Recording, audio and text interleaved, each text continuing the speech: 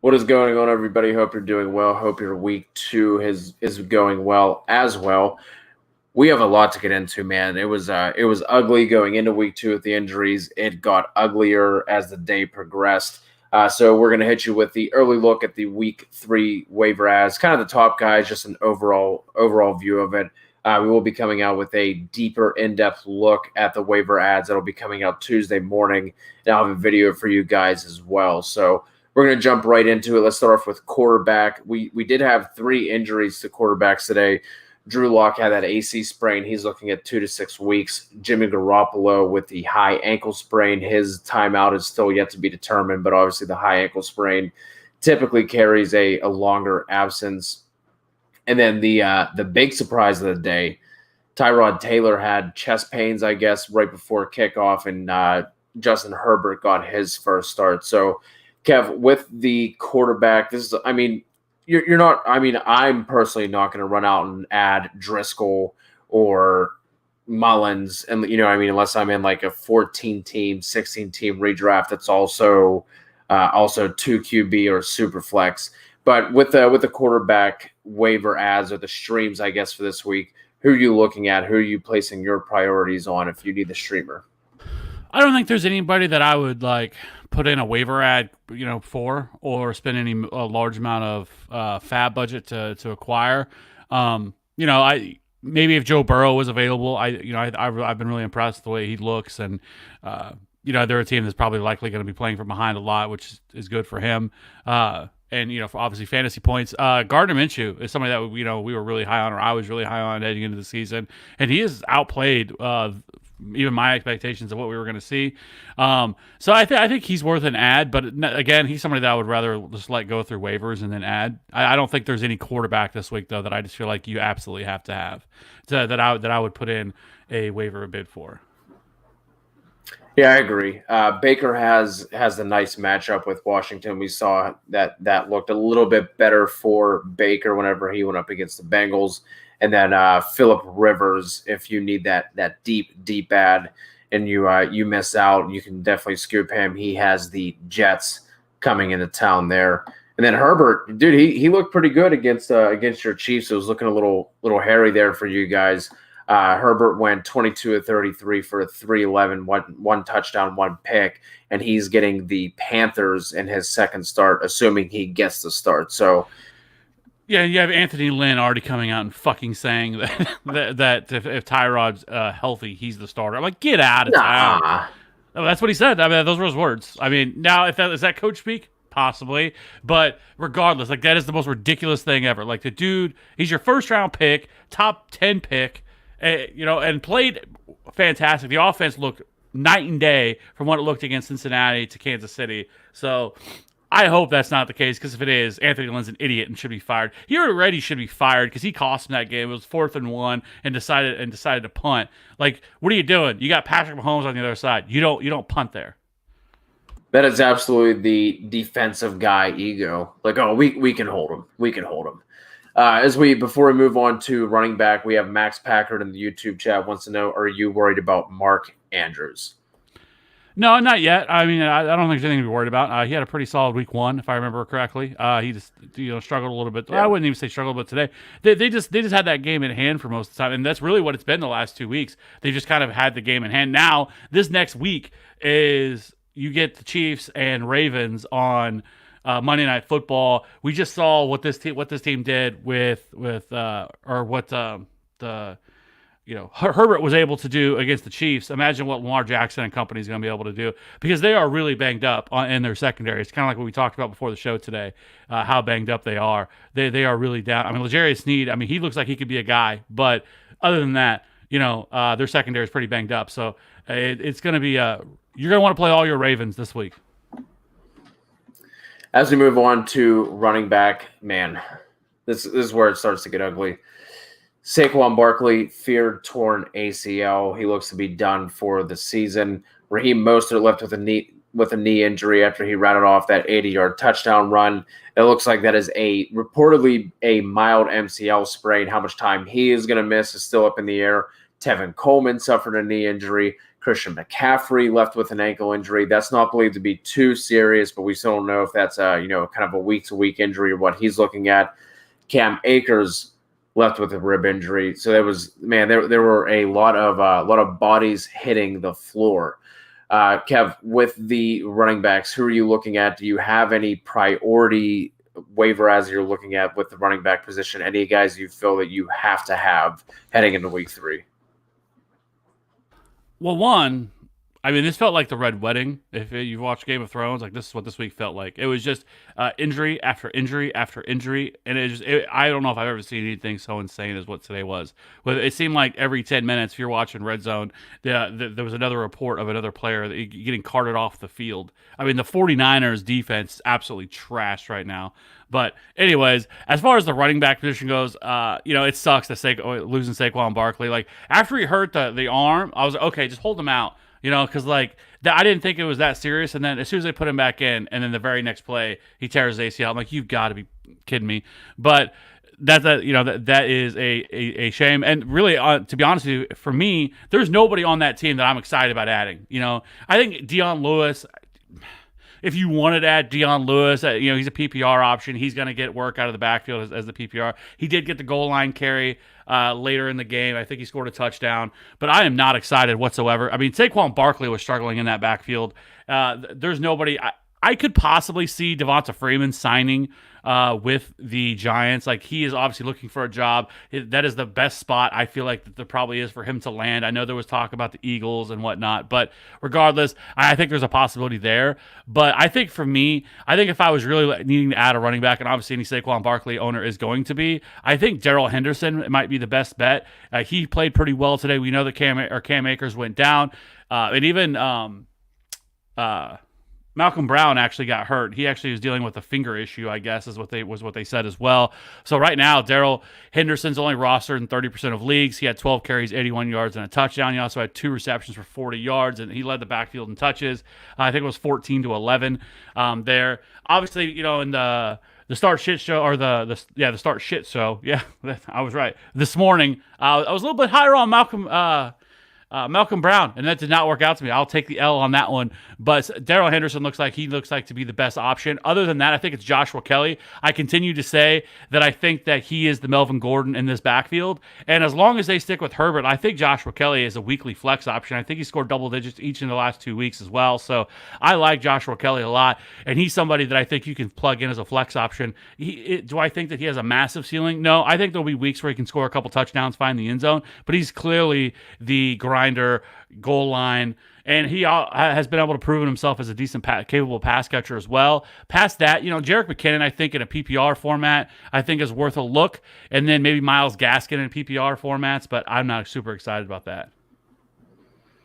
Yeah, at least with Gaskin, it seems like he is going to be the one who's getting the majority of the touches. He had 7 carries, so did Breida, but I think Breida only saw 2 targets and Gaskin saw 7. So he seems like he's going to be at least the 1A in this backfield. Obviously, depending on the news that we get with Christian McCaffrey, Mike Davis is going to be the guy to roster there behind him. So he's probably going to be a popular ad. But I agree. For me, it's Henderson, 30% rostered in Yahoo, 45% rostered in ESPN. Joshua Kelly, I feel like you have to have. That's going to be a 1A, 1B scenario. Kelly actually had 26 opportunities today, 23 carries and 3 targets. McKinnon, especially if both of those guys are going to miss time. But even if it's just going to be Mostert who's out for a little bit, that's going to be a committee backfield. McKinnon has the juice. If you're in a deep league or a running back hungry league, and there's not much left out there on waivers, Jeff Wilson would be the other guy to target there. I would expect that the 49ers are going to bring up JaMycal Hasty off their practice squad as well. And then there's also guys like Tony Pollard, Chase Evans, Jamal Williams. Make sure you guys are adding those and stashing them for the reasons of what we saw this week. I guess I should also say that I guess it's at least notable that Darrell Williams got hurt and left the game, did not return. Yeah. So Darwin Thompson, I guess, maybe it is, maybe it's 2020, man. Anything can happen. So maybe Darwin Thompson truthers get their wish. Max wanted to know, Mark Ingram is his RB2. Should he try to get a better one? I mean, that depends. Like, if you went heavy wide receiver and you have one bell cow back and Mark Ingram is your second, I think that's fine. There's nobody on this list for waivers this week who I would be looking at adding to upgrade that RB2 spot. So maybe that's a situation where you look to make a trade to shore that up. But again, that's going to depend on your overall roster construction. Like if you're sitting there with Kamara is your RB1 and Ingram is your RB2. Like I think that's fine, depending on what your wide receiver situation looks like. Travis Elkins wants to know what's James Conner outlook. If he's healthy, he's fine. Like that's really all it is. Unfortunately, you're never going to know that until the game is over. Like this is the L that me and Kev were both going to take. We were both trying to rock with Malcolm Brown. We said we would start him over James Conner, and that did not turn out well. So, and this is why I said that I was lower on Benny Snell in terms of a waiver ad this week, because if James Conner is healthy, that team loves him.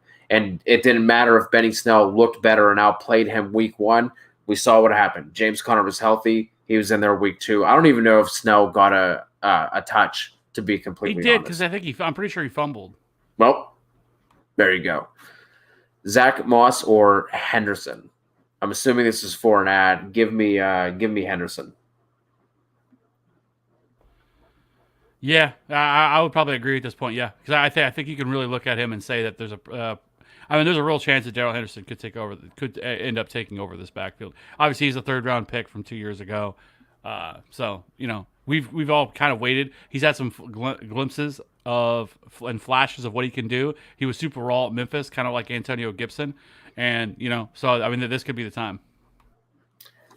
So Max, his receivers are Thomas, Hopkins, Ruggs, Rager, and Carson is his RB1. I mean, with Thomas, you're probably not going to get full value right now because of his injury. I would not trade Hopkins. Ruggs doesn't have much value, and unfortunately, at this point right now, Rager does not either. So honestly, I would just rock with what you have and wait till Thomas gets back. Yeah, no, I mean, like I said, I would look to see what's on waivers. If a guy like Joshua Kelly's available, I'd be slamming that. I would, if it was fab, I would spend a lot of fab on Joshua Kelly, especially in a standard league, because he's somebody that's really, because you're not worried about the PPR portion of it, and he is much more of the between the tackles goal line guy. So yeah. Would you be firing up Joshua Kelly over Ingram as your RB2 though on that team?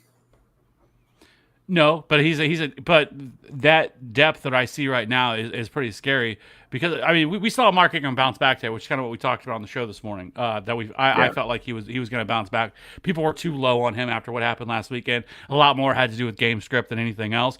He ripped off that long touchdown at the end of the game, so I would be somewhat concerned with where that depth is, because you're a little thin at running back. If anything happens, now I don't know what his bench looks like, so maybe he has some other guys on the bench. But if Ingram's my RB2, yes, I would be slightly concerned. All right, let's move on to wide receiver. We had some injuries as well there. Unfortunately, Devontae Adams left with a hammy. Paris Campbell left with a knee injury, but apparently he avoided the ACL. That did not look good whenever that happened. The hits keep coming for the Jets. Brashad Perriman and Chris Hogan left with injuries. Obviously, Crowder was already injured. Denzel Mims is on the IR. Cortland Sutton left with a knee injury, and I guess he was also dealing with cramping. Sammy Watkins took a headshot. He was pretty rattled. And then Sterling Shepard left with a toe injury. Kev, kick us off on the wide receiver ads that you're prioritizing for week 3. First of all, let's talk about Keelan Cole. Keelan Cole. I don't understand the disrespect that my man has, right? I mean, 2%? 2%. The guy went out and had 5 catches, 45 yards, and a touchdown last week, and he's 2% owned. He can't even get to double digits. He can't get to 10%. But again, he comes out again this week, has another solid performance today, scores another touchdown, 6 for 58 and 1 on 7 targets, has 12 targets through 2 weeks. I think there's a lot to like here with him. I think he, right now, looks like the number 2 wide receiver on this offense. They don't have, Tyler Eifert's their tight end, but Tyler Eifert's not the same guy he used to be. He can't play a full allotment of snaps. So right now, I think Keelan Cole is kind of their starter, their slot wide receiver is what I'm looking for.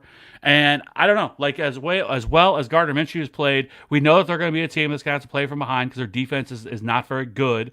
And they almost pulled off the upset today over the Titans. Came down to the very end. But I like Keelan Cole. Like in a 12-team format, he should be rostered. He should be on somebody's bench. Like he is better than I think some of the other options that are out there. So I like Keelan Cole, and he is widely available right now for people. And so he's somebody that I would definitely be targeting on the waiver wire. Russell Gage is still somehow available. I don't get that after the week he had last week. He had 12 targets, 9 for 112. This week he comes back, another solid performance this week for him. I don't know if something's going on with Julio Jones. Like Julio Jones does not look right now. He looked like he was nagging or having some sort of nagging injury. So Russell Gage certainly should be rostered and more than what he's at right now. Christian Kirk is still only rostered in 54% of leagues. He didn't have the blow-up game that we were hoping for against Washington, but he did bounce back some. Marcus Valdez-Scantling is only 36% owned, 3 for 64 on 7 targets, and 13 targets over the last 2 weeks. And if anything is wrong with Devontae Adams long-term, if this is a couple-week thing or anything like that, Marcus Valdez-Scantling is somebody that I would definitely have a lot of interest in. I'll say this, that Packers offense has looked pretty good over the first 2 weeks. Aaron Jones just absolutely torched today, and they're using him and all over the field. I mean, he had that amazing grab on the sideline today. So, I like Marquez Valdez-Scantling as somebody that I would want to target. And then, you have some other guys that I think that you could take a look at. Jalen Reagor, I think if this Eagles offense can get going, this is 2 weeks in a row. This offense has just really been really stagnant right now. They just really can't get a whole lot going right now on the offensive side of the ball. But Jalen Reagor has been involved in the offense, but we just haven't really seen anybody really outside of, I guess, Dallas Goedert last week have really big games. Miles Sanders played pretty well. Corey Davis, I think, is probably rostered in most formats, but on ESPN it says he's only 27% owned, which I find that ridiculous because I just, with knowing A.J. Brown was out this week, I felt like he's somebody that everybody would be running to add, especially A.J. Brown owners. But anyways, if he's available, I definitely think you could take a look at that depending on what's going on with him. And then, I think some deeper guys, Chase Claypool today really kind of showed why the Pittsburgh Steelers spent the second round. What do they call him? Mapletron? Isn't that his nickname? Mapletron? I guess. But, yeah. 3 catches, 88 yards and a touchdown. Obviously, it came on that 84-yard touchdown. But even last week, when they played, I was kind of impressed with him. I think he could end up being a real stud for this offense. Now, long term, does it scare me a little bit? Sure, because I don't know who the quarterback's going to be past this. But right now, Big Ben looks pretty damn good. They can keep him healthy. It wouldn't shock me that Chase Claypool ends up turning out to being the other starter on the outside. Yeah, he looked good. I mean that. I'm still not completely sold. I don't know. Why do you hate Chase Claypool? Why do you hate Chase Claypool? So I want to know. We're trying to make this a quick show. I don't have enough time to go into this. This is going to end up being a half-hour Steeler hate show if I get started on that. But if you're looking for a deeper ad, Brandon Ayuk, 22% roster in ESPN leagues. Obviously didn't do too much today, but if Kittle is going to continue to miss time, Debo's still out.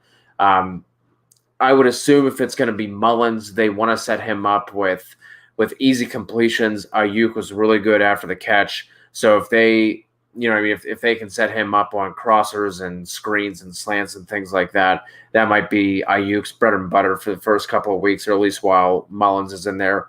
And then if you need something really deep, Isaiah Ford for the Dolphins saw 9 targets today, went 7 of 76.